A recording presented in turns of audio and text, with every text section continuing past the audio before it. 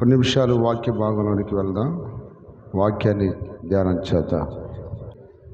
పరమగీతములు 1వ అధ్యాయం 4వ వాక్యం చదవండి. పరమగీతములు 1వ అధ్యాయం 4వ వాక్యం చదువుకుందాం. నన్ను ఆకర్షించము,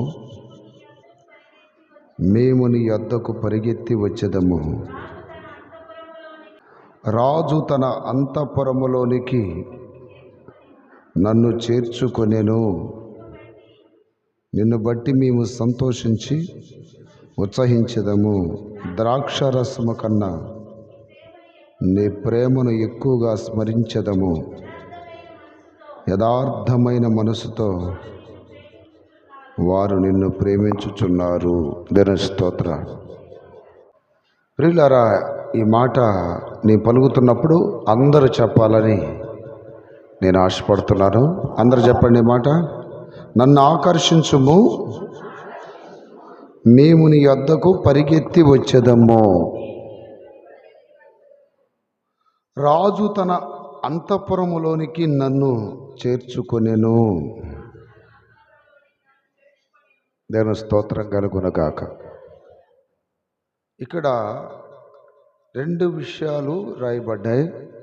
ఒకటి, నన్ను ఆకర్షించుము, మేము నీ యొద్దకి పరిగెత్తి వచ్చేదము. రెండవ మాట, రాజు తన అంతఃపురములోనికి నన్ను చేర్చుకునేను. ఈ 2 విషయాలు ఈరోజు మనం ధ్యానం చేద్దాం. ప్రియులారా, ఒకటి, నన్ను ఆకర్షించుము, మేము నీ యొద్దకు పరిగెత్తి వచ్చేదము అనే మాట రాయబడింది. దేవుడు మనల్ని ఆకర్షించాలి. దేవుడు మనల్ని ఆకర్షించాలి. దేవుడు మనల్ని ఆకర్షించాలి. దేవుడు మనల్ని ఆకర్షించకపోతే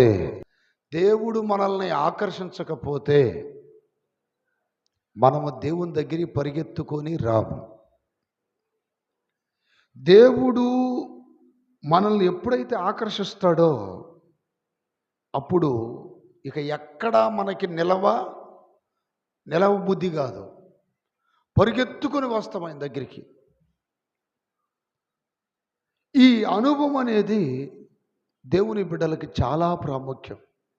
అందుకే అక్కడ షోలమీతి అంటుంది, నీవు మమ్మల్ని ఆకర్షించుము, మేము నీ యొద్దకి పరిగెత్తి వచ్చేదము.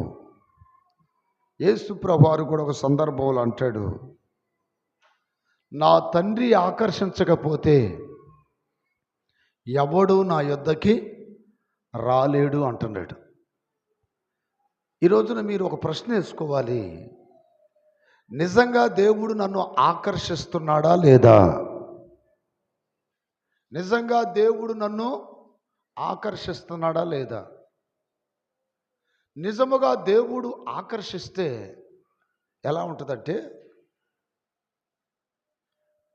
కొన్ని సందర్భాల్లో మనం రోడ్డు మీద వెళ్తూ ఉన్నప్పుడు ఒక కర్రకి అయస్కాంతం ఒకటి కట్టి రోడ్డు ఎడ్జీలలో అలా లాక్కుంటూ వెళ్ళిపోతుంటారు కొంతమంది. ఆ మట్టిలో లాక్కుంటూ వెళ్ళిపోతున్నప్పుడు ఏదైనా ఐరన్ ఇనప ముక్కలుంటే టక్కన దానికి అతుక్కుంటాయి. అక్కడ ఇనుప ముక్కలు అతుక్కుంటాయి కానీ మట్టి ఎత్తుకోదు. దేవుడు మనల్ని ఆకర్షిస్తే,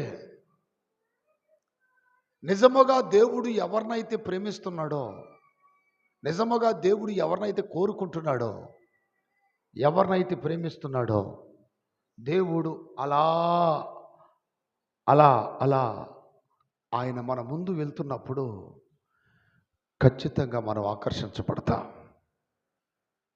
ఈ రోజున కొంతమందిని దేవుడు ఆకర్షించట్లేదు. ఆకర్షిస్తుంది ఏంటి? లోకం. కొంతమందిని డబ్బు ఆకర్షిస్తుంది.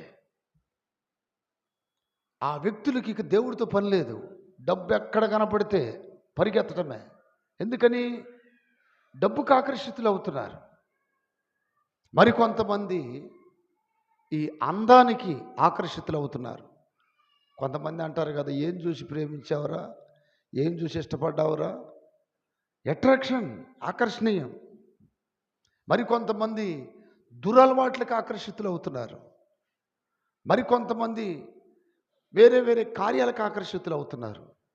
వీటన్నిటికీ మనం ఆకర్షించబడకుండా దేవునికి మాత్రమే మనం ఆకర్షించబడాలి అంటే రోజు దేవుడి దగ్గర మనం చేయాల్సిన ప్రార్థన ఏంటంటే, నీవు నన్ను ఆకర్షించము. దాని స్తోత్రాలు చెప్పండి గట్టిగా.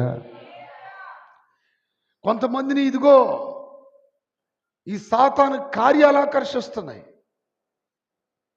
సాతాను కార్యాలు, మరి ముఖ్యంగా యవనస్తుల్ని. లోకములో ఉన్నటువంటి అట్రాక్షన్ నా ప్రియమైన బిడ్డలారా ఎట్లా ఉందంటే, నేను వేరే దేశాలు వెళ్ళినప్పుడు ఒకసారి నైటు వేళల్లో నైట్ బజార్ ఒకటి ఉంటుంది, అక్కడ అన్ని వస్తువులు దొరుకుతాయని కొంతమంది పాస్టర్లు ఏం చేశారని నన్ను తీసుకెళ్ళారు. నేను ఒక్కడనే ఉన్నా. ఇప్పుడు నేను ఒక్కడనే ఉన్నాను కాబట్టి వాళ్ళు ఏమన్నారంటే, అన్న మీరు కూడా రండి అన్నారు. సరే అన్నీ ఉంటాయి అన్నారు. ఏ వస్తువు కావాలన్నా సెల్ ఫోన్లు ఉంటాయి, ల్యాప్టాప్లు ఉంటాయి, తర్వాత ఇంకా వేరే వేరే ఉంటాయి. అంటే ఏదన్నా ఒక ట్యాబ్ కొనుక్కుందామని నేను వెళ్ళా. ఆ నైట్ వేళల్లో నా ప్రియమైన బిడ్డలారా, ఒక ఏరియాలో పబ్బులు, ఒక ఏరియాలో క్లబ్బులు, ఒక చోట వైన్ షాపు, మరొక చోట వ్యభిచారం, మరొక చోట భయంకరమైనటువంటి అశ్లీల కార్యములు ఆ వీధులలో జరుగుతూ ఉన్నాయి. నేను ఆ పాస్టర్ వైపు చూశాను. ఇటెందుకు తీసుకొచ్చావు అనవసరంగా, అసలు మనం ఇక్కడ ఏరియాలో తిరగకూడదు. ఎందుకనంటే మంచి మంచి వ్యక్తులను కూడా ఈ ఏరియాలో తిరిగితే ఖచ్చితంగా పడిపోతారు. అలాంటి ఏరియా ఇది. తొందరగా కారు బుక్ చేయి, ఇక్కడ ఉండకూడదని చెప్పి ఏం చేసామంటే అక్కడ నుండి వెళ్ళిపోయాం. కొన్ని వెళ్ళకూడని ప్రాంతాలకు వెళ్ళినప్పుడు సాతానుడు నీ మనసుని ఆకర్షించేస్తాడు. అందుకని నువ్వు అక్కడికి వెళ్ళకూడదు, ఆ ఏరియాలో కనపడకూడదు నువ్వు. అర్థమైందా? ఇప్పుడు నువ్వు అక్కడ పోయావు అనుకో, సాతాను నిన్ను ఆకర్షించి ఏదో ఒక దాంట్లో పడేస్తాడు. ఇప్పుడు బండ సందులో ప్రార్థన చేసుకుంటున్నటువంటి సాంసోను దెలీలా దగ్గరికి వెళ్ళాడు. దెలీలా అందం ఏం చేసింది? సాంసోన్ని ఆకర్షించేసింది. పడిపోయాడు, బలం కోల్పోయాడు, దైవచిత్తంలోకి తొలగిపోయాడు, పూర్తిగా వేరైపోయింది జీవితం అంతా. ఈరోజు నా ప్రియమైన బిడ్డలారా, ఏదేదో కాదు నిన్ను ఆకర్షించాల్సింది దేవుడు మాత్రమే నిన్ను ఆకర్షించాలి. దేవుడు ఆకర్షిస్తే అక్కడ అంటున్నాడు, నీవు నన్ను ఆకర్షించుము, మేము నీ యొద్దకి ఎట్లా వస్తాం? పరిగెత్తుకొని వస్తాం. దాని స్తోత్రం కలుగునగాక. ఇక్కడ కూర్చున్న వాళ్ళల్లో మీలో కూడా ఎంతమంది ఇష్టపూర్వకంగా ఇక్కడ కూర్చున్నారు, ఎంతమంది కష్టంగా వచ్చి కూర్చున్నారనో నాకు తెలియదు. దేవుడు నిజంగా మిమ్మల్ని ఆకర్షిస్తే మిమ్మల్ని ఇంట్లో ఉండనివ్వడు. అర్థమైందా? దేవుడు ఆకర్షించిన వెంటనే అయస్కాంతానికి ఇనుము ఎట్ట అతుక్కుంటుందో, అమ్మో మందిరంలో ఏదో పాటలు పెట్టారు, ఏదో ప్రార్థన ఉంది, పోవాలి. ఎందుకని? దేవుడు ఏం చేస్తున్నాడు? ఆకర్షించేస్తున్నాడు. ఇక ఎక్కడ ఉండబుద్ధి కాదు మీకు. అనవసరమైన ప్లేస్లో ఉన్నామేంటి మనం? కాసేపు వెళ్ళి ప్రార్థన చేయాలి. ఈ ముసలమ్మ ముచ్చట్లు పెడతారు కొంతమంది, పని పాటలేని వాళ్ళు ఉంటారు చూడండి. ఆ అరుగుల మీద అక్కడ ఇక్కడ కూర్చొని ఏదేదో సొల్లంతా చెబుతూ ఉంటారు. అర్థమైందా? ఏదేదో సొల్లంతా చెబుతూ ఉంటారు. ఇనే వాళ్ళని పాడు చేయటానికి. వాళ్ళు ఎట్టా పాడైపోయారు, ఇనే వాళ్ళు కూడా పాడు చేస్తుంటారు. అర్థమైందా? పని పాట ఏమీ లేదు. దాని స్తోత్రం. ఇలాంటి వాళ్ళ దగ్గరికి వెళ్ళినప్పుడు కూడా వాళ్ళ వాళ్ళు చేసే వ్యవహారాలు మిమ్మల్ని ఆకర్షించేస్తాయి. జాగ్రత్త. సమయం అనేది చాలా కొంచెంగా ఉంది. ఈ కొద్ది సమయం మనం ఎక్కువగా ప్రభువుకి అంటుకట్టబడి ఉండాలి. దాని స్తోత్రం కలుగునగాక. దేవుని యొక్క వాక్యం వింటానికంట దేవుని ప్రజలు లోకాసు వార్తలో రాయబడిందండి, ఆయనను హత్తుకొనిరి. దేవుని స్తోత్ర. వాక్యం వినటానికి ఏం చేశారంట? ఆయనను హత్తుకొనిరి.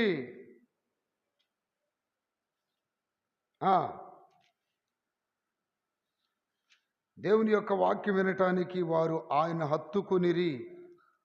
దేవుని స్తోత్ర స్తోత్ర. తీసిన వాళ్ళు చదవండి. దేవుని యొక్క వాక్యం వినటానికి ప్రజలంట ఆయన హత్తుకున్నారంట. ఒక విడదీయలేనటువంటి బంధం.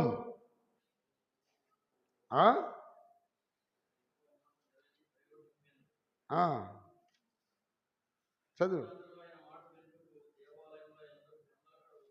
దేవుని స్తోత్రాలు చెప్పండి గట్టిగా. 19:48 వాక్యం ఏమని రాయబడిందంటే అక్కడ, ప్రజలందరూ ఆయన వాక్యం వినుటకు. దేవుని స్తోత్రం కలుగునగాక. నేను హైదరాబాద్లో పరిచర్య చేస్తున్నప్పుడు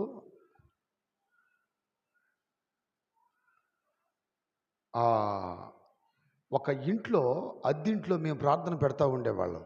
హైదరాబాద్ అంటే సికింద్రాబాద్ ఏరియా, బండలగూడ, కోషాయిగూడ, దమ్మాయిగూడ అని ఏరియాలు ఉంటాయి. అక్కడ దమ్మాయిగూడ అనే ప్రాంతంలో ఒక ఇంట్లో మేము ప్రార్థన జరుపుతూ ఉండేవాళ్ళం. ఈ ప్రార్థన జరిపే సమయంలో ముందు 2 పాటలు పెడతాం, ఏదైనా క్రైస్తవ పాటలు. ఈ పాటలు పెట్టినప్పుడు అందరికంటే ఒక చిన్న పిల్ల, ఒక చిన్న కండ ఒకటి నెత్తిన వేసుకొని, ఎంత 2-3 సంవత్సరాలు ఉంటాయి, ఎప్పుడు మైకు శబ్దం వినపడ్డా అందరికంటే ముందు వచ్చి కూర్చుంటుంది. దేవుని స్తోత్రం. ఆ పాప వచ్చిన చాలా సేపు తర్వాత ఆర్చుకొని తీర్చుకొని వస్తారు విశ్వాసులు. నాకు అనిపించేది, నిజంగా ఈ పిల్లని దేవుడే ఆకర్షిస్తున్నాడు. ఆ పిల్ల ఇప్పుడు ఎక్కడుందో తెలియదు, కానీ అక్కడ నేను 2 సంవత్సరాలు సేవ చేశాను. ఆ 2 సంవత్సరాల సేవలో నా ప్రియమైన బిడ్డలారా, ఎప్పుడు మైకు మాగనివ్వండి, ఆ అమ్మాయి ఏ డ్రెస్సులు ఉంటే ఆ డ్రెస్సులో వచ్చి ఈ నెత్తి మీద ఈ ఏదైనా కండవ కానీ ఏదైనా చున్నీ కానీ వేసుకుని వచ్చి కూర్చునేది. బైబిల్ వాక్యంలో దేవుడు అంటాడు, మత్తయి సువార్తలు అంటాడు కదా, అక్కడ పసిపిల్లలకి ఆ మర్మమును బయలుపరిచాడంట దేవుడు. ఏ మర్మము? భక్తి మర్మము. మత్తయి సువార్త 11వ అధ్యాయం. దేవుని స్తోత్రం కలుగునుగాక. 25లో అంటాడు, ఆ సమయమున యేసు చెప్పినదేమనగా, తండ్రి, ఆకాశమునకును భూమికిని ప్రభువా, నీవు జ్ఞానులకును వివేకులకును ఈ సంగతులను మరుగు చేసి పసిబాలురకు బయలుపరిచినావని నిన్ను స్తుతించుచున్నాను. చూడండి, దేవుడు అంట, నా ప్రియమైన బిడ్డలారా, జ్ఞానులకు వివేకులకు ఈ సంగతులు అంటే ఏంటి? భక్తి విషయాలు మరుగు చేసి పసిపిల్లలకు తెలియపరిచాడంట. దాని స్తోత్రం కలుగునుగాక. ఇక్కడ చూడండి, ఈ వాక్యములో దేవుని యొక్క వాక్యం వినటానికి యేసు ప్రభుని హత్తుకొని ఉన్నారంట. వాళ్ళందరూ ఎవరు చెప్పండి? ప్రభు ఆకర్షించిన వాళ్ళా కాదా? ఈరోజు నిన్ను ఏమి ఆకర్షిస్తుంది? ఈరోజు నిన్ను ఆకర్షిస్తుంది ఏంటి? పరీక్షించుకోవాలి నువ్వు. దేవుడు ఆకర్షిస్తే నువ్వు పరిగెత్తుకుంటూ ఆయన దగ్గరికి వెళ్ళిపోతావు. ప్రార్థన చేస్తున్నప్పుడు బోరు కొట్టదు. దేవుని మాటలు వింటున్నప్పుడు బోరు కొట్టదో, ఇంకాస్త చెబితే బాగుండు, ఇంకాస్త చెబితే బాగుండు అని. నేను ఈ పిరంగిపురం అవతల తాళ్ళూరు అనే ఒక ఊరు ఉందండి. ఒకరోజు అక్కడ ఒక మీటింగ్ ఏర్పాటు చేసి వాక్యాన్ని పిలిస్తే వెళ్ళా. వాక్యం చెబుతూ సమయం 9 దాటిందని చెప్పి ఆపేశా నేను. అప్పటికే గంట చెప్పా. ఒక ఆవిడ గునుకుంటూ నా దగ్గరికి వచ్చింది. దేవుని స్తోత్రం. ఒక పెద్ద ఆవిడ. ఈమెకేమన్నా వాక్యం నచ్చలేదేమో, అందుకని సనుగుతూ గునుగుతుందేమో అనుకుంటున్నా. నేను దగ్గరికి వచ్చి అంటుంది, ఇంకొక అరగంట చెబితే నీ సొమ్మేం పోయిందయ్యా అన్నది. హల్లెలూయా. ఇంకొక అరగంట చెబితే నీ సొమ్మేం పోయిందయ్యా. దేవుని స్తోత్రం. ఇలా ఖండించి గద్దించే వాక్యం 30 ఏండ్ల క్రిందట యేసన్న గారు చెప్పాడు ఈ ఊర్లో. ఈరోజు నువ్వు చెప్పావు మరలా అన్నది. చప్పట్లు గట్టిగా చెప్పాడు. 30 ఏండ్ల కిందట ఆయన చెప్పాడు ఇదే ఊర్లో. ఈరోజు నువ్వు చెప్పావు. నాకు ఆయనే గుర్తొచ్చాడు. ఇంకొక అరగంట చెప్తే ఏమైంది అయ్యా. ఎంతోమంది ఇక్కడికి వచ్చి చెప్తున్నారు, మెచ్చుకునే వాక్యాలు, దీవించే వాక్యాలే కానీ మనిషిని గుచ్చి సరిచేసే వాక్యాలు ఎవరు మాట్లాడలేదు. మైకులో విన్నాను నీ వాక్యాన్ని. ఎవరో ఆత్మ సంబంధమైన సేవకుడే వచ్చాడు అనుకొని నీ పరుగుని ఇక్కడికి వచ్చాను. ఒక్క అరగంట చెప్తే బాగుండేది కదా అన్నది. నేను అనుకున్నాను, ఈ ఊరిలో ఎవరికి లేని ఆసక్తి వాక్యం మీద ఈ ఒక్క తల్లికి దేవుడు పెట్టాడు అని ప్రభును స్తుతించాను. చూడండి, చాలామంది వాక్యం వినటానికి ఆకర్షించబడాలి. వాక్యం అనగానే తలకాయ గీక్కుండా పోతారు. పాటలు పాడేటప్పుడు ఉంటారు, వాయిద్యాలు వాయించేటప్పుడు ఉంటారు, సాక్ష్యాలు చెప్పేటప్పుడు ఉంటారు. వాక్యం అనగానే తలకాయే. కొంతమంది అనుకుంటారు తొందరగా ఆఫరా బాబు నీ సొల్లు అన్నట్టుగా. అటు అనుకునే వాళ్ళు కూడా ఉంటారు. ఎవరు స్తోత్రం. అంటే వీళ్ళకి దేవుడు ఆకర్షించిన ఆ అనుభవము లేదు. ఇప్పుడు గుండె మీద చేయి పెట్టుకుని ఒకసారి చెప్పండి, నన్ను ఆకర్షించని చెప్పండి. నోరే రావట్లేదు చూడండి. ఆకర్షించుమో వినపడతలేదు నాకు, గట్టిగా చెప్పాలి. ఈ మధ్య మీ స్వరాలు వినబడి నాకు చెవుడు వచ్చింది. ఇప్పుడు చెప్పండి గట్టిగా. నీ యొద్దకి పరిగెత్తుకొని వచ్చేదమ్మో.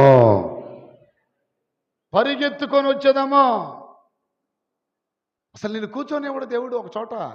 నిజంగా దేవుడు ఆకర్షిస్తున్నట్లయితే కూర్చొనేవాడో, తింటున్నా చెయ్యి ఆరకముందే అమ్మో ప్రార్థన పెడుతున్నారు వెళ్ళాలి, అమ్మో దేవుని యొక్క వాక్యం జరుగుతుంది వెళ్ళాలి. అదే నువ్వు దేవుడు ఆకర్షించే విధంగా లేకపోతే ఇంకంతే, ఇక మీకు అర్థం అవ్వాలి. దేవుని స్తోత్రం కలుగును గాక. నన్ను ఆకర్షించయ్యా అని రోజు నీ ప్రార్థన అయి ఉండాలి. డబ్బు ఆకర్షిస్తుంది, అందం ఆకర్షిస్తుంది, తిండి ఆకర్షిస్తుంది, నిద్ర ఆకర్షిస్తుంది, పేరు ఘనతలు ఆకర్షిస్తున్నాయి, ఎన్నెన్నో ఆకర్షిస్తున్నాయి మనుషుల్ని. కానీ మనం ఆకర్షించబడాల్సింది ఎవరికి? దేవునికి. దేవుడు నిన్ను ఆకర్షిస్తే నువ్వు ఇంకెక్కడా ఉండవు. ఆయన సన్నిధిని వెతుక్కుంటూ పరిగెత్తుతావు. ఎక్కడ ఉండబుద్ధి కాదు నీకు. ఇక దాని స్తోత్రం కలుగును కాక. ఎక్కడ ఉండబుద్ధి కాదు, ఎక్కడ నిలవటానికి మనసు రాదు నీకు. ఆ దేవుని సన్నిధికి వెళ్ళాలి, అని స్తుతించాలి, ప్రార్థించాలి. ఇలాంటి ఆశలు నీలో రేగుతాయి.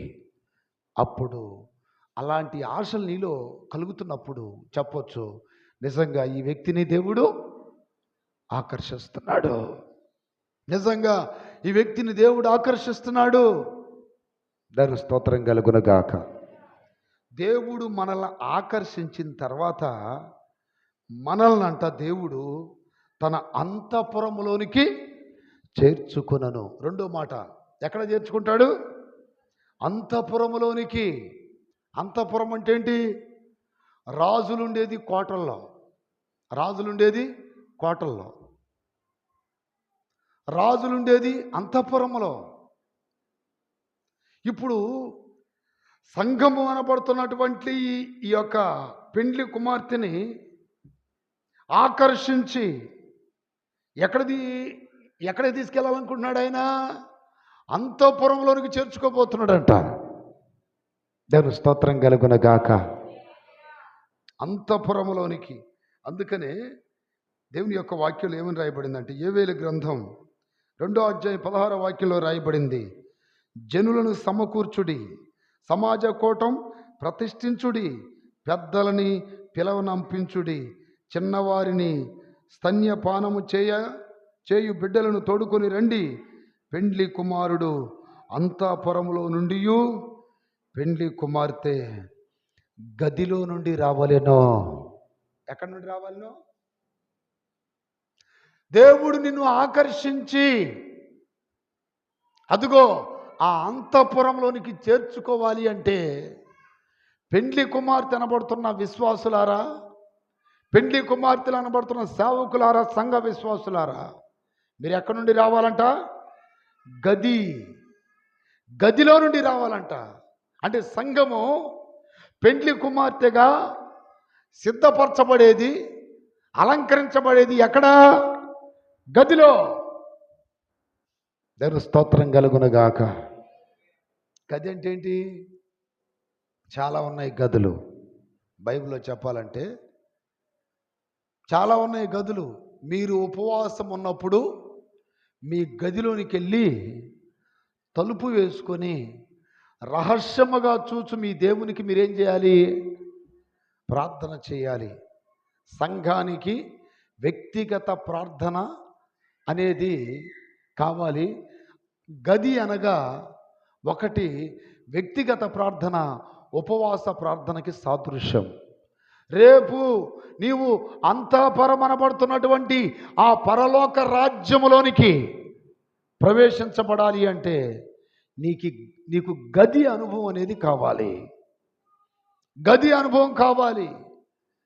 చూడండి, వాక్యం చెప్తుంది అక్కడ, పెండ్లి కుమారుడు అంతఃపురంలో నుండి పెండ్లి కుమార్తె గదిలో నుండి రావాలి. ఈ వ్యక్తిగత ప్రార్థన ఉందా? ఉపవాస ప్రార్థన ఉందా? మత్తయి సువార్తలో ప్రభు అంటున్నాడు కదా, మీరు ఉపవాసం ఉండి ప్రార్థన చేయనప్పుడు నీ గదిలోనికి వెళ్ళి అంటాడు. చూడండి, దాని స్తోత్రం కలుగును గాక. 6వ అధ్యాయము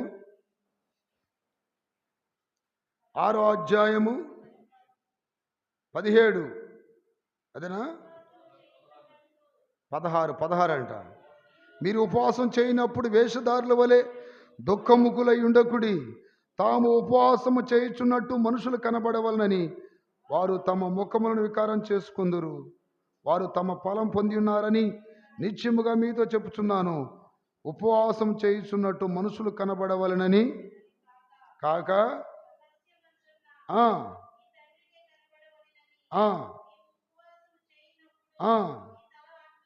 నీ తల అంటుకొని 6 నువ్వు ప్రార్థన చేయనప్పుడు నీ గదిలోనికి వెళ్ళి తలుపు వేసుకొని ప్రార్థన చెయ్యి అంటాడు. దాని స్తోత్రాలు చెప్పండి. ఎంతమంది వ్యక్తిగతంగా రోజు ప్రార్థన చేస్తున్నారు? వ్యక్తిగతంగా ప్రార్థన చేస్తున్నామయ్యా అన్నవాళ్ళు ప్రార్థన చేస్తున్నాంలేండి. ఏది తినేటప్పుడు, పళ్ళుకి వెళ్ళేటప్పుడు, పడుకునేటప్పుడు ఆ ప్రార్థనలో కాదు.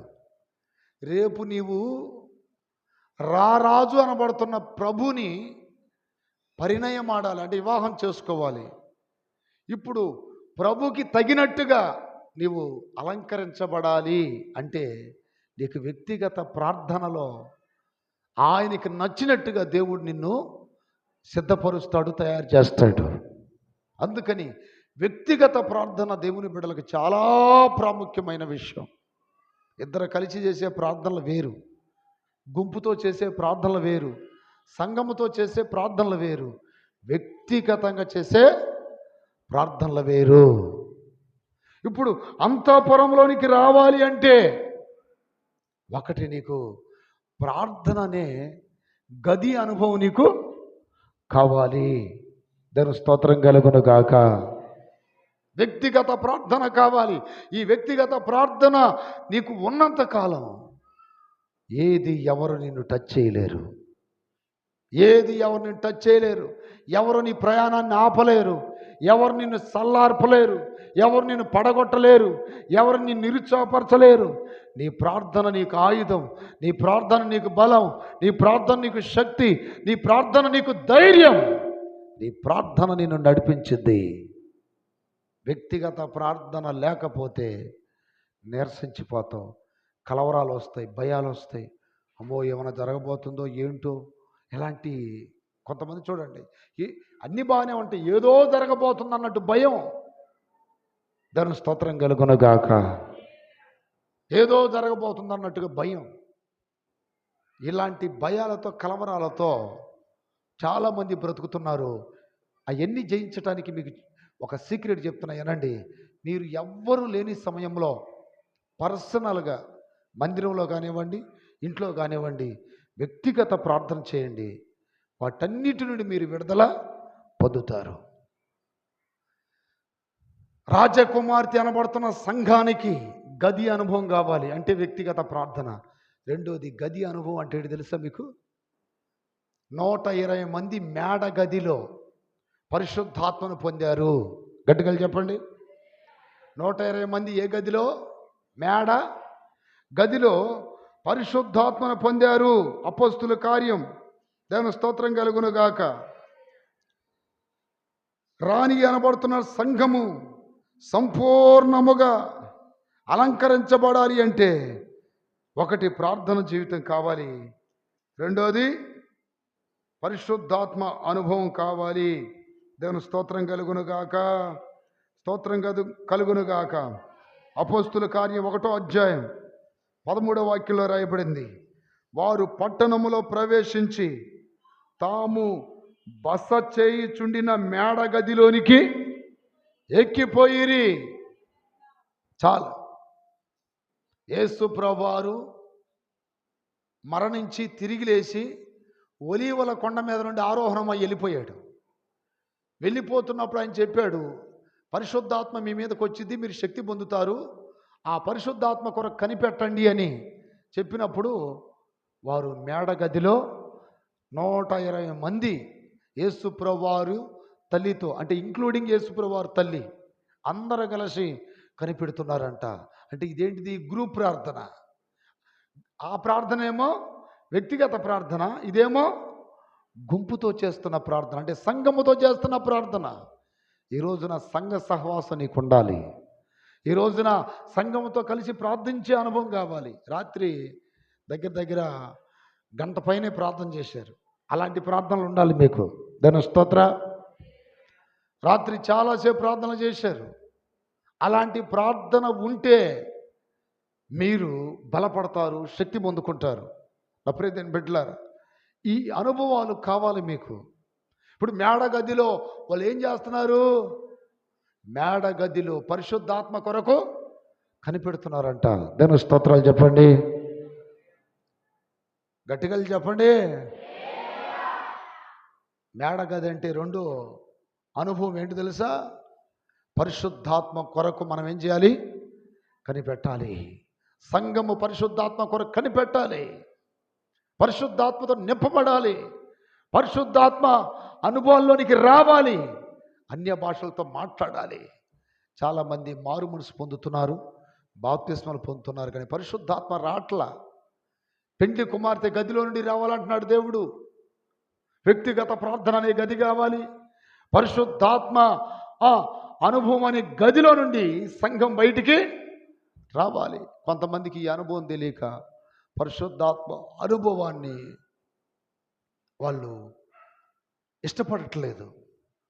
ఏదో కేసర బేసర అంటుంటారు, ఏదో గందరగోళం చేస్తారు అన్నట్టుగా మాట్లాడుతున్నారు. కానీ ఈ పరిశుద్ధాత్మ అనుభవం ఏంటి తెలియట్లా. పరిశుద్ధాత్మ అనుభవం కావాలి. ఆత్మ లేనివాడు ఆయన వాడు కాదు. పరిశుద్ధాత్మ నువ్వు పొందినప్పుడు సర్వ సత్యంలోనికి నడిపించబడతావు. పరిశుద్ధాత్మను పొందినప్పుడు ఒక శక్తి వచ్చింది నీకు. పరిశుద్ధాత్మ పొందినప్పుడు విడుదల కలిగిద్ది. పరిశుద్ధాత్మ వచ్చినప్పుడు నీలో గొప్ప ధైర్యం కలిగిద్ది. పరిశుద్ధాత్మ వచ్చినప్పుడు ప్రభు పోలికగా సారూప్యంలోనికి మార్చబడతావు. పరిశుద్ధాత్మ నీలో ఉంటే అద్భుతాలు జరుగుతాయి. పరిశుద్ధాత్మను పొందితే విస్తారమైన నిరీక్షణ కలిగిద్ది. పరిశుద్ధాత్మను పొందితే పరిశుద్ధాత్మ నిన్ను శుద్ధి చేసిద్ది. పరిశుద్ధాత్మ నీకు నూతన స్వభావమును కలుగు చేసిద్ది. అందుకని సంఘము ఖచ్చితంగా పరిశుద్ధాత్మ పొందిన సంఘాల్లోకి మాత్రమే వెళ్ళాలి. పరిశుద్ధాత్మ పొందిన సేవకులు మాత్రమే ప్రార్థన చేయాలి. పరిశుద్ధాత్మ పొందిన సేవకుల ద్వారానే మనము బాప్తిసాలు పొందాలి, బలారాధన తీసుకోవాలి. పరిశుద్ధాత్మ పొందిన సేవకులు మాత్రమే అపోస్తలుల ఉపదేశాన్ని చెప్పగలుగుతారు. ఈ రోజున అన్ని సంఘాలు అనుకుంటున్నారు, అందరూ సేవకులు అనుకుంటున్నారు, అన్ని వాక్యాలు అనుకుంటున్నారు. ఏది పిట్ట కథలో ఆ కథలు ఈ కథలు చెప్తే ఎంత లోతైన మర్మాలు చెప్తారా? ఎంత ఈ లోతైన గూఢార్థమైన ఈ ఉపదేశాలు చెప్తారా?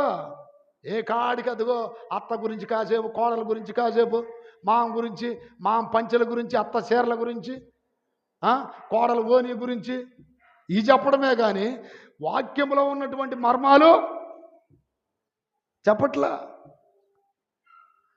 అవి కూడా సంఘాలుగానే పిలువబడుతున్నాయి. ఓ వందల వేల మంది వెళ్తున్నారు జనం. ఎందుకు? పొట్టగోతే ఒక్క వాక్యం కూడా తెలియదు వాళ్ళకి. మీకు తెలిసినంత కూడా తెలియదు వాళ్ళకి. సత్యాన్ని తెలుసుకోవట్లా. అవి మేము చెప్పలేమనుకుంటున్నారా? మేము చెప్తాం. కానీ దేవుడు ఏమన్నాడు తెలుసా మాతో? సత్యవాక్యమును సరిగా ఉపదేశించు. గట్టిగా చెప్పండి. సత్యవాక్యాన్ని ఎడ చేయాలి? సరిగ్గా ఉపదేశించమంటున్నాడు సేవకునికి. నా వాక్కు ఎవనకుండునో వాడు సత్యమును బట్టే మాట్లాడాలి. అంటే వాక్యం మాత్రమే మాట్లాడాలి, వేస్ట్ మాటలు మాట్లాడకూడదు. దాని స్తోత్రం కలుగునగాక, స్తోత్రం కలుగునగాక. నేను ప్రారంభంలో సేవకు వచ్చినప్పుడు అక్కడక్కడ పల్లెటూర్లలో కోటాలు పెట్టేవాళ్ళం. ఏ కోటానికి పోయినా మినిమం 200, 300, 500 అటు వచ్చేవాళ్ళు జనం.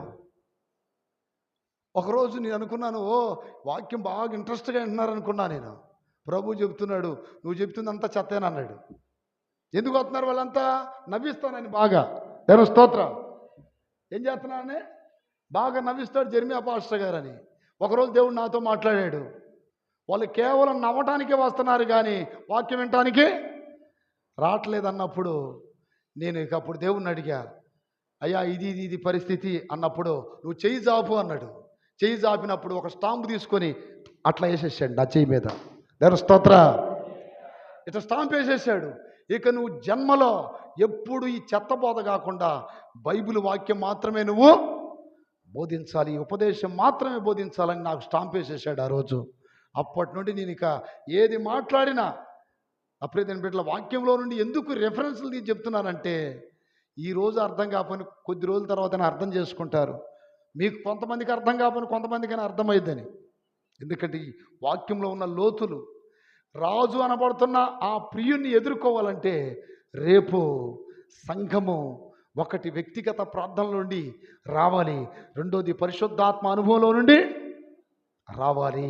దేవుని స్తోత్రాలు చెప్పండి గట్టిగా. అందుకని నవ్వి లేక కాదు, నేను నవ్వించాను అనుకోండి అసలు మీరు ఇక్కడ కూర్చోరు. ఎందుకనంటే నేను చాలా పెద్ద పెద్ద జోకులు వేస్తా. దేవుడు ఆ రోజు నాకు స్టాంప్ వేశాడు. అప్పటి నుండి నేను ఈ ప్రసంగాల్లో ఏది చెప్పినా కూడా వాక్యం తీసే చెప్తున్నా అంతే. ఎందుకంటే దేవుడు ఇదే చెప్పాలన్నట్టు. హల్లెలూయా, హల్లెలూయా. ఎందుకంటే వాక్యం బ్రతికిస్తుంది, వాక్యం వెలుగై ఉన్నది, వాక్యం బాధల్లో నెమ్మదినిస్తుంది, వాక్యం మన జీవితాలని సరిచేస్తుంది, వాక్యము మనల్ని నా ప్రియ బిడ్డలారా మంచి మార్గములో నడిపిస్తుంది. ఈ వాక్యం అనే ఖడ్గము దేవుడు ఇచ్చి స్టాంప్ వేసేసాడు. ఇదిగో ఇది పరిస్థితి అని. కానీ ఈ వాక్యాలకి ఆ రాజ్యం వెళ్ళాలనుకున్న వాళ్ళకే తప్ప మిగతా వాళ్ళకే అర్థం కావు. దాని స్తోత్రం కలుగునగాక. ఇలా బాగా ఈ అర్థమైతే ఏది పంచెల గురించి, చీరల గురించి, ఓనీల గురించి ఈ చెత్త చెప్తే అబ్బో ఏం చెప్పాడు మా పాస్టర్ గారు, ఏం చెప్పాడు చెప్పు. ఏది ఈ ఏదంటారు అంట్లు గురించి వాటి గురించే చెప్పేది వాక్యం. అయ్యా వాక్యాలంటే వాక్యంలో ఉండి లోతైన మర్మాలు చెప్పి వాటి భావం చెప్పాలి సేవకుడు. దాని స్తోత్రం కలుగునగాక. పెట్టకథలు పిల్లి కథలు కదా, అబ్బో బో చెప్పాడు, అయ్యో ఏం చెప్పాడు చెప్పు, అవి నువ్వైనా చెప్తావు నేర్చుకుంటే. కానీ సేవకునికి అభిషేకం ఇచ్చి లోతైన విషయాలు దేవుడు మాట్లాడుతున్నాడు. అంటే ఇట్లాంటి చెప్పేది నేను ఒక్కనే అని చెప్పట్లా, చాలామంది సేవకులు ఉన్నారు, ఆ ఆత్మ దాహం కలిగిన వాళ్ళు, ఉపదేశం చెప్పగలిగిన గొప్ప దైవజనులు ఉన్నారు లోకంలో. కానీ అవి ఏర్పాట్లో ఉన్న సంఘ విశ్వాసులుగా మాత్రమే తప్ప ఎవరికి అర్థమో కావు. దేవుని స్తోత్రాలు చెప్పండి గట్టిగా. హల్లెలూయా, హల్లెలూయా, హల్లెలూయా. సంఘము పరిశుద్ధాత్మతో ఎప్పుడు నింపబడుతూ ఆత్మ పూర్ణత కలిగి ఉండాలి. ఎప్పుడు మీ నోట స్తుతి రావాలి, ఎప్పుడు వెలుగు మిమ్మల్ని కమ్ముకోవాలి, ఎప్పుడు మీరు ఆత్మ ప్రేరేపణతో నడిపించబడాలి. ఆత్మ చేత శరీర క్రియలను చంపాలి. ఆత్మ చేత మీరు నడిపించబడితేనే తప్ప నా ప్రియదేని బిడ్డలారా ఆ ప్రభు రాకడికి మనం సిద్ధపడలేము. చూడండి, బైబిల్లో ఎస్తేరు గ్రంథం 2వ అధ్యాయం 9వ వాక్యం చదివితే, ఆ చిన్నది అతని దృష్టికి ఇంపైనది గనుక ఆమె అతని వలన దయ పొందెను.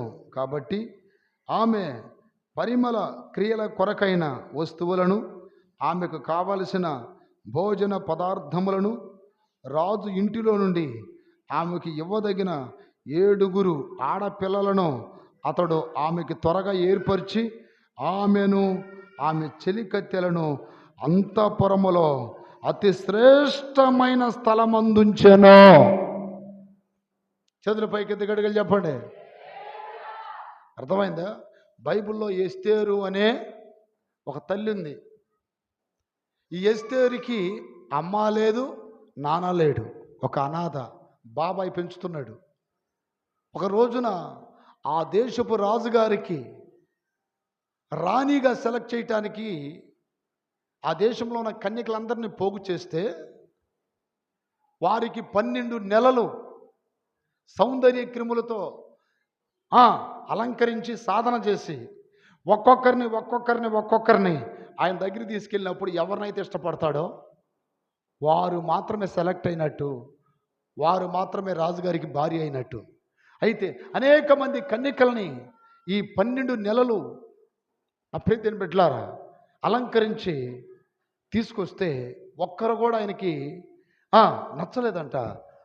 ఎస్తేరుని తీసుకొచ్చినప్పుడు ఎస్తేరు నచ్చిందంట. ఇక్కడ వాక్యంలో ఏమని రాయబడిందంటే, ఈ ఎస్తేరుని అంట ఎక్కడ ఉంచాడు? అతి శ్రేష్టమైన స్థలమందు ఉంచెను. అంటే ఎక్కడ? అంతఃపురములో. కారణం ఏంటి? ఎస్తేరులో ఉన్న క్వాలిటీస్ ఏంటి తెలుసా? ఎస్తేరు నెంబర్ 1. ఆమె అన్ని విషయాల తగ్గింపు గలది, దీన మనసు గలది. ఈరోజు నా ప్రియమైన బిడ్డలారా చాలామందికి తగ్గింపు లేదు. ఎంత ఉన్నా నీకు తగ్గింపు కావాలి, ఎంత ఉన్నా తగ్గించుకోవాలి. కోట్లకి పడిగెత్తిన, లక్షలతో తొలతూగుతున్న, గొప్ప పేరు ఘనతలున్నా నేను జీరో అన్నట్టుగా నువ్వు తగ్గించుకుంటేనే దేవుడు అతి శ్రేష్టమైన స్థలంలో నిన్ను ఉంచుతాడు. దేవుని స్తోత్రం కలుగునుగాక. ఇంకోటి, ఎస్తేరు అంట పోషణ కాలమందు తన బాబాయికి ఎట్ట లోబడిందో రాణి అయిన తర్వాత కూడా అలాగే లోబడిందంట. ఇప్పుడు షారా ఉందండి, షారా హాగర్ని అబ్రహాంకి ఇచ్చింది. హాగరు అబ్రహాముని పెళ్లి చేసుకోకముందు షారా ఏది చెబితే ఆ మాటకు లోబడి తగ్గించుకుంది. ఎప్పుడైతే ఈ అబ్రహాముకి పెళ్లి చేసిందో, గర్భం వచ్చిందో, యజమానురాలు ఎట్ట కనపడింది? యజమానురాలు ఒక నీచురాల్లా కనపడిందంట. ఇల్లుడు అంటే ఏంది ఊడిచేది? నాకు బాగలేదు, అంటులతో నేను దావనా. ఏమొచ్చేసింది? గర్భం రాగానే గర్వం వచ్చేసింది. కానీ ఎస్తేరు అంట తన బాబాయ్ పోషణ కాలములో ఎట్లా తగ్గించుకొని ఉందో రాణి అయిన తర్వాత కూడా తగ్గించుకొని ఉందంట. అక్కయ్యలారా, మీకు ఘనత ఏంటంటే తగ్గింపే, వినయమే, ఓర్పే, సహనమే. ఏ స్థాయికి పోయినా తగ్గించుకోండి, లోబడండి, దీన మనసు కలిగి ఉండండి. దేవునికి కావాల్సింది అదే. దేవుని బిడ్డలకు కావాల్సింది అదే, దేవుడు కోరుకుంటుంది అదే. ఆయన సాత్వికుడు, దేని మనసు గలవాడు. ఎస్తేరులో ప్రధానంగా దేవుడు గమనించింది ఏంటంటే దీన మనస్సు. అందరు కన్యకల్ని తీసుకొచ్చి చూపిస్తున్నప్పుడు ఈ అమ్మాయి కాదు, ఈ అమ్మాయి కాదు, ఈ అమ్మాయి కాదు, తీసుకెళ్ళి అన్నాడు రాజు. ఎస్తేరుని తీసుకొచ్చి నిలబెడితే ఓకే ఈ అమ్మాయి సెలెక్ట్ అయింది అన్నాడు. గట్టిగా చెప్పండి. రేపు ఎన్నో సంఘాలు ప్రభు ఎదుట నిలబడతాయి, కానీ సెలెక్ట్ చేసుకునేది ఒకే ఒక్క సంఘాన్ని. అదే సంఘం ఎస్తేరు లాంటి సంఘం. ఎస్తేరు ఎంత తగ్గించుకుంది, ఎస్తేరు ఎంత లోబడింది, ఎస్తేరు ఎంత దీన మనసుతో ఉంది, గర్వం లేకుండా. చూడండి, అందుకని తన అంతఃపురములో అతి శ్రేష్టమైన స్థలం, అంటే బెస్ట్ అయిన ప్లేస్లో ఉంచారంట. అతి శ్రేష్టమైన స్థలంలో ఈరోజు నిన్ను కూడా ఉన్నతమైన అతి శ్రేష్టమైన పొజిషన్లో నిన్ను ఉంచాలి అంటే ఎస్తేరు లాంటి తగ్గింపు కావాలి. తన్ను తాను తగ్గించుకున్నవాడు హెచ్చించబడును, హెచ్చించుకునేవాడిని తగ్గిస్తాడు అని వాక్యం చెప్తుంది. ఇప్పుడు ఎస్తేరులో తగ్గింపు ఉంది.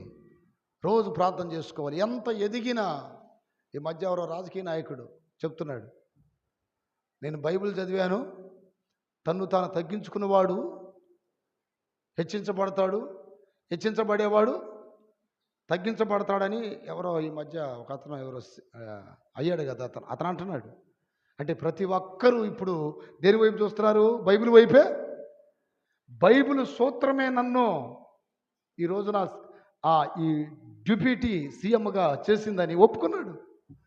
నేను అది ఆ వాక్యాన్ని రోజు ఒకసారి చదువుతాను, ఏదో చెప్తున్నాడు. వాస్తవం అది. తగ్గింపు చాలా గొప్పదండి, చాలా చాలా చాలా గొప్పది. గర్వము పడగొట్టిద్ది, నాశనం చేసిద్ది. దేవుని స్తోత్రం కలుగును గాక. వస్తే గర్వముతో రాణి స్థానాన్ని కోల్పోతే ఎస్తేరు తగ్గింపుతో ఆ స్థానాన్ని సంపాదించుకుంది. దేవుని స్తోత్రం కలుగును గాక, స్తోత్రం కలుగును గాక. ఒకటి గది అనుభవం అంటే వ్యక్తిగత ప్రార్థన కావాలి. రెండోది పరిశుద్ధాత్మ అనుభవం కావాలి. గది అనగా ఇంకొక అర్థం ఏంటి తెలుసా? గది అంటే మేడ గదిలో, అంటే 3వ అంతస్తులో పౌలు వాక్యం చెప్తున్నాడంట. ఆ గదిలో అనేక దీపములుండేను అని రాయబడింది. ఆ గదిలో అనేక దీపములు ఉండేను. దేవుని సంఘము దీపముల వలె వెలగాలి. వెలగాలంటే ఏం కావాలి? ఈ రోజున ఒక చిచ్చేస్తున్నాం, అక్కడ చిచ్చేయగానే టక్కన లైట్ వెలిగిపోతుంది.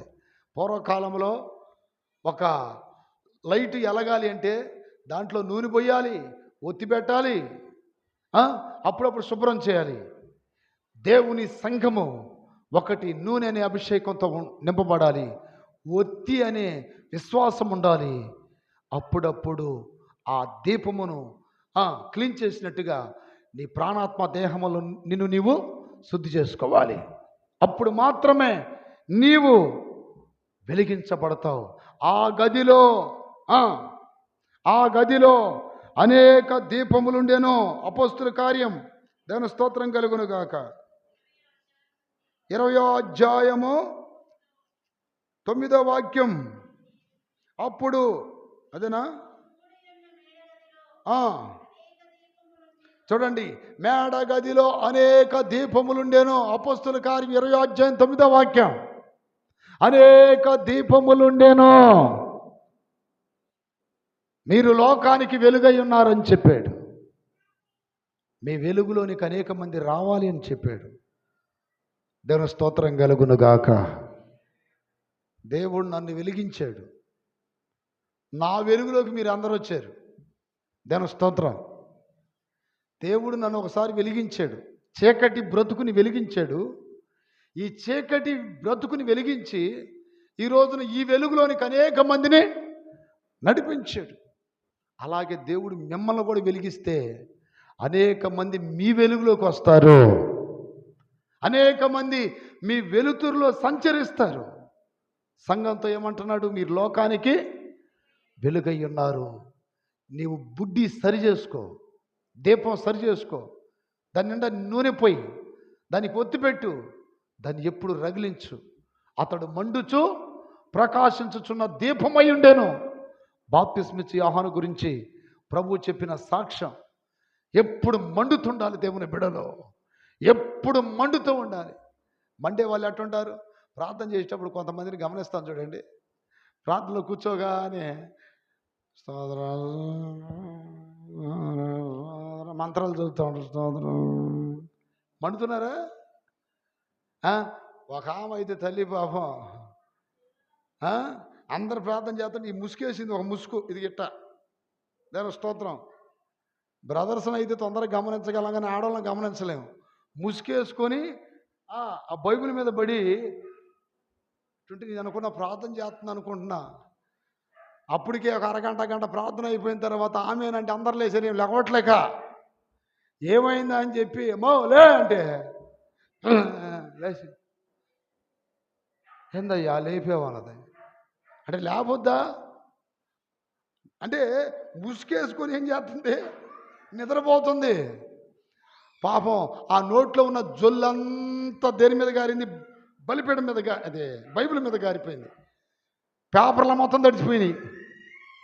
ఏమన్నా స్తోత్రం. అదే మండటం అంటే.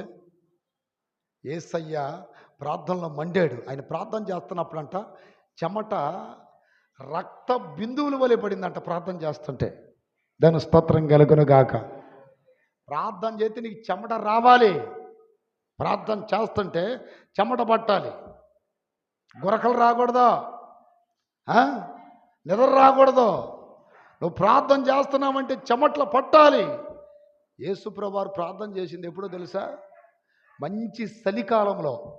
ఇజ్రాయెల్ దేశంలో చలికాలంలో మంచు పడిద్ది అక్కడక్కడ.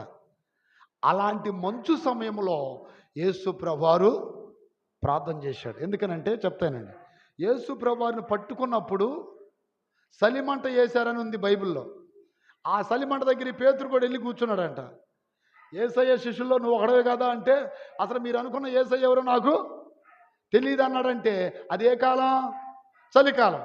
చలికాలంలో యేసయ్య ప్రార్థన చేస్తే ఏం పట్టింది?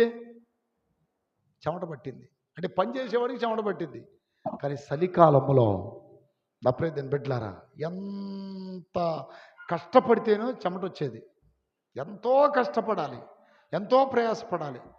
ప్రార్థన చేసేటప్పుడు ఈ ప్రయాసపడే అనుభవం ఉంటేనే నువ్వు మండగలిగేది, ఒక దీపముగా మార్చబడేది. ఆ గదిలో అనేక దీపములుండేనో. కొంతమంది ఏం సాగులు చెప్తున్నారు, ప్రార్థన చేయడానికి కుదరట్లేదు పాటలు గారండి, వద్దు ఉలి పిల్లలతో, ఇది భర్తతో, ఇది భార్యతో ఈ అడుగు కుదురుతుందండి.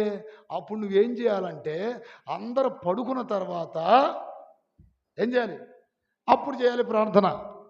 అందరూ భర్త పిల్లలు అందరూ పడుకున్న తర్వాత సమయం తీసుకొని కాస్త లేటుగా లేచిన ఇబ్బంది లేదు, కానీ ప్రార్థన ఎక్కువ సమయం చేసుకోవాలి అవకాశం దొరికినప్పుడు. నువ్వు సాగులు చెప్తూ అది ఇది అని అన్నావు అనుకోండి, నువ్వు ఆరిపోతావు.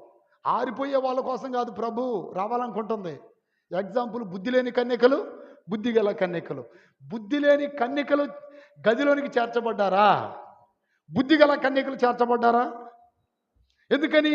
ఈ బుద్ధి గల కన్యకల దీపాలు వెలుగుతున్నాయి.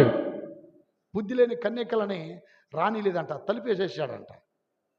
మీరెవరో నాకు తెలియదు, పండి. మీ దీపాలు ఆరిపోయినాయి, నీకు సిద్ధపాటు లేదు, నూనె లేదు. ఆ ప్రియ సహోదరి సహోదరులారా, ఈ రోజున మీకు నేను చెప్తున్న ఈ మాటలో రేపు ప్రభు ఎదుట నిలబడినప్పుడు మీకు ఖచ్చితంగా గుర్తొస్తాయి ఇవన్నీ. ఎలగండి, మండండి, అనేకులకు దీపంగా మారండి. మీ ఇంటికి నువ్వే దీపం. ఇశ్రాయేలుకి దీపం దావీదు, నీ ఇంటికి దీపం నువ్వే. మా ఓడు అక్కడ ఉండేవాడయ్యా అటు అనుకోవాలి. మా ఇంట్లో వాడేనయ్యా దీపం. మా ఏరియాలో ఒక అతను ఉంటాడయ్యా, ఆయనేనయ్యా. ఈ రాజ్యములో ఒక మనుషుడు ఉండేను. ఎవరతను? దానియేలు. అతను ఒక్కడేనయ్యా. చూడండి, వాడు నీలాగా పుట్టినోడేగా, వాడు నీలాగా పెరుగుతున్నాడేగా. ఎందుకని జనమందరూ వాడి వైపు చూస్తున్నారు? వాడు దీపం. పురుగులన్నీ వెలుగు దగ్గరికి వెళ్ళినట్టు ఆ దీపం దగ్గరికి వెళ్ళిపోతున్నారు. నేను అంటున్నాను, భూమి మీద పుట్టేది ఒక్కసారే, పెరిగేది ఒకసారి, చచ్చేది ఒకసారే. కానీ నువ్వు ఎలా బ్రతకాలి? దీపములాగా బ్రతకాలి. దేవుని స్తోత్రం కలుగునగాక. దీపంలాగా బ్రతకాలి. ఎక్కడో పుట్టాడంట, చచ్చిపోయాడంట, ఎవరికి తెలుసు వాడి గురించి? ఒకడు పుట్టాడయ్యా ఉద్ధరించడానికి. ఒకడు పుట్టాడయ్యా వంశానికి, ఒక్కడయ్యా వాడు. చరిత్ర పుట్టాలిగా. దేవుని స్తోత్రం. నువ్వు ఈ దురలవాట్ల వైపు, పాప సంబంధమైన కార్యాల వైపు, విలువలేని బ్రతికితే నువ్వు ఎవ్వరికి ఉపయోగపడవు. కనీసం నీ ఇంటోళ్ళు కూడా నువ్వు భారం అయిపోతావు. ఒక్కడున్నాడయ్యా, ఇంటి మొత్తాన్ని వీపు మీద భుజాన్ని వేసుకొని లాక్కెళ్ళాడయ్యా, వాడొక్కడేనయ్యా. అయ్యా ఒక్కడున్నాడయ్యా, వాడొక్కడేనయ్యా, ఇంతమందిని ఆదరించాడయ్యా. ఆ చరిత్ర రావాలి నీకో. స్వార్థము, లోభములు, ఇదిగో ఈ పక్షపాతం అనేది మనుషుల్లో ఉంటుంది. అలాంటి గుణాలుంటే అతడు దీపంగా మారలేడు. దాని స్తోత్రం కలుగునుగాక. దీపంగా మారలేడు. మనం అనేకులకు దీపంగా మారాలి అంటే గదిలోనికి రావాలి. పౌలు అంట విస్తారంగా చెప్తున్నాడంట వాక్యం. పౌలు వాక్యం చెప్తుంటే ఒకడు కిటికీ దగ్గర కూర్చున్నాడంట, ఐతుక్ అనేవాడు. వాడు అక్కడ నుండి ఏమయ్యాడు? టెమాన్ కింద పడిపోయాడు. 3వ అంతస్తు నుండి పడిపోతే బతుకుతాడు వాడు? ఒక దెబ్బ చచ్చిపోయాడు. మనము దీపములుగా మార్చబడాలి. గదిలో వ్యక్తిగత ప్రార్థన ఉండేను, గదిలో ఉపవాస ప్రార్థన ఉండేను, గదిలో పరిశుద్ధాత్మ శక్తి ఉండేను, గదిలో అనేక దీపములు ఉండేను. స్తోత్రం, స్తోత్రం, స్తోత్రం. అనేక దీపములు ఉండేను. ఈరోజు నా ప్రియదేని బిడ్డలారా, ఆ దీపములుగా నువ్వు మారుదువుగాక. ఆ దీపములుగా నువ్వు మారుదువుగాక. చివరికి ఒక వాక్యం చదవండి. 45వ కీర్తన 13, 14. 45వ కీర్తన 13, 14.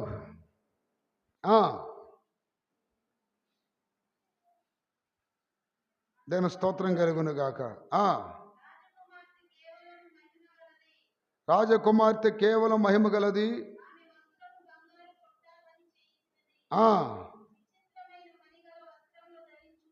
విచిత్రమైన పనిగల వస్త్రము ధరించుకొని, విచిత్రమైన పనిగల వస్త్రమును ధరించుకొని రాజునొద్దకు ఆమెను వెంబడించు. ఆమె చెలికత్తెలైన కన్యకలు నీ యొద్దకు తీసుకొని రాబడుచున్నారు. ఇక్కడ చూడండి, అంతఃపురములో నుండి రాజకుమార్తె కేవలం మహిమ గలది. వ్యక్తిగత ప్రార్థన, ఉపవాస ప్రార్థన, పరిశుద్ధాత్మ అనుభవం, ఎల్లప్పుడూ మండుచు ప్రకాశించే అనుభవం ఉంటే సంఘం ఎలా మార్చబడుతుందంటే మహిమ గలదిగా మార్చబడుతుంది. ఆమె వస్త్రం అంట బంగారు బుట్టా పని. బంగారు బుట్టా పని అంటే ఏంటి? బంగారం లాంటి జీవితం, బంగారం లాంటి లైఫ్ దేవుడు ఆ సంఘానికి ఇస్తున్నాడు. ఈరోజు నా ప్రియమైన బిడ్డలారా, సమయం కొంచెమే గనుక మీరు పెండ్లి కుమార్తెగా మార్చబడాలి, రాజకుమార్తెగా మార్చబడాలి. ఈ గదిలో నుండి వచ్చే అనుభవం మీకు కావాలి. దేవుడు అట్టి కృప మీకు దయచేయును గాక.